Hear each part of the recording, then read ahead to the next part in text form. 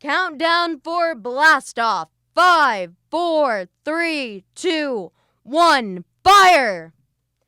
From the far horizons of the unknown come transcribed tales of new dimensions in time and space. These are stories of the future, adventures in which you'll live. In a million could be years, on 1,000 maybe worlds. The National Broadcasting Company presents Echoing X-1. Tonight's story, Mars is Heaven. When the first space rocket lands on Mars, what will we find? Only the ruins of a dead and deserted planet?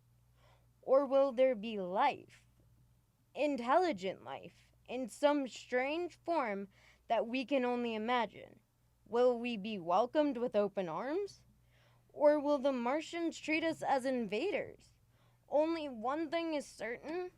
Someday a giant metal ship will take off from Earth to travel through the black velocities, the silent gulfs of space, to descend at last into the darkness of the upper Martians' atmospheres. And on that day, man will finally know the answers. The day we first land on Mars. Now hear this. Now hear this. Approaching critical deceleration. Fasten gravity suits. Stand by to land. There it is. We've intersected the course vector, sir. All right, Mr. Lustig, over to manual control. Aye, sir. Mr. Lustig, what do you make of the terrain? There seems to be heavy ground mist, Captain. We won't be able to use the infrared lights. Then we'll have to come in on radar. Isn't that a little risky, sir? Landing in the dark? I'd rather run the danger of a blind landing, Lieutenant, than come in without the cover of darkness. Remember, we don't know what kind of reception is waiting for us down there. Airspeed 500. Altitude now 4,000.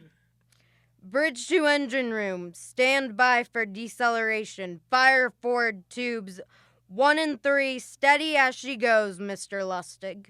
As she goes, sir. Airspeed 100. Altitude 1,000. Radar indicates a level stretch dead ahead, sir.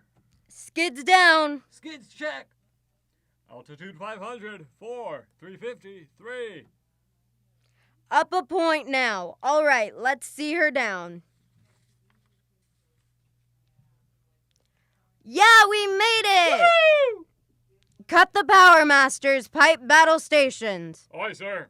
All secure, sir. Well, gentlemen, we're now on Mars, April 20th, 1987, 4:33 Greenwich time. Enter that in the log, masters. Aye, sir. Well, gentlemen, it's less than 2 hours till dawn. As soon as it's light out, we'll send out a landing party. Masters, get me an all-over hookup. We're all set, Captain. Now hear this. All right, men. The smoking lamp is lit. Well, we're on Mars. That's the first manned ship from Earth to land here. We don't know what we're going to find or what dangers we may face. We're 17 men on an alien world. It's up to us whether we ever get home again. The next few hours should tell the story. And I want instant obedience to all commands. All court-martial. The first man who doesn't jump to commands what he's ordered, and one other thing, we may be on Mars, but this is still a United States Navy vessel. Officers will conduct a personal and weapons inspection in 1 hour, that's all. An inspection, Captain? Now? Mr. Lustig, we've got an hour and a half to sweat out before we find out what's outside the airlock. I'd rather have a man worried about his stripes than about what waiting outside on Mars. Now hear this. Landing party report to forward airlock. Captain Black, Lieutenant Kingston, Lieutenant Lustig, and Dr. Horst report immediately to forward airlock. It's now landing time, -5. Well, they're paging us. You ready, Dr. Horst? Yes, Mr. Lustig, as ready as I'll ever be. Come on, let's get in the lock. Kingston, Lustig, and Mr. Horst reporting in the airlock. Very well, sir. The captain will join you. 4 minutes to go. I wish the captain would get here. What difference does it make? I just want to get it over with, that's all. Anybody got a cigarette? Yeah, I think you're smoking too much, Lieutenant Lustig. Are you nervous? Lay off, will you, Horst? Wondering what's hidden outside underneath that ground mist. I've been giving it some thought. It would be very interesting to find out a very unusual planet, Mars. Why?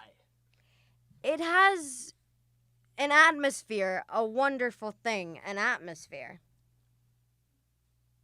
Where you find one, you find life. You mean Martians?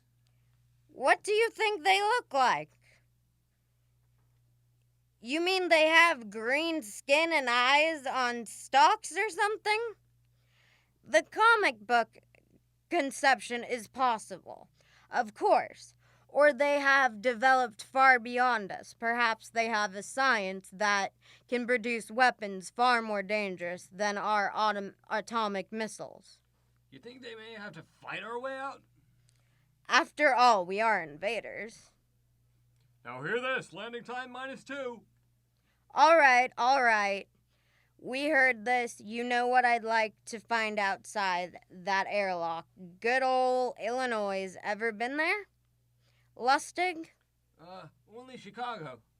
You ought to see my hometown. Green lawns, big White House. Sounds like my hometown. My grandmother used to have one of those. Iron deer on the lawn. Every Halloween we'd paint it another color. One time we painted it black and white, like a Holstein cow. Where does your family live, Dr. Horst? I have no family. When I was a child, they were gassed to death in the Dachau concentration camp. Duff. No, it has its advantages. I have no ties to Earth, nothing to lose now. I imagine I'm the only one on board who is free to enjoy the present peculiar position. All right, masters, you can button it up now. Aye, sir. Well, gentlemen, check your sidearms in 1 minute. We'll be first men to set on Mars. Quite an honor, eh? As long as the medals are not awarded posthumously. Still uneasy, Dr. Horst. Captain Black, I've been as easy ever since I can remember, on Earth and on Mars. Well, 30 seconds. Give me the intercom phone, Lustig. Yes, sir. Switch click on. Masters. Aye, sir. Aye, sir. Battle stations are to be manned until the return. If we're not back in 2 hours, I want to be rescued party sent out, blast off. Save the ship, you understand. Aye, sir. Switch click off. All right, 5 seconds. 4, 3, 2, 1. Lustig, open the outer airlock. Aye, sir. Airlock opening. It's fresh air.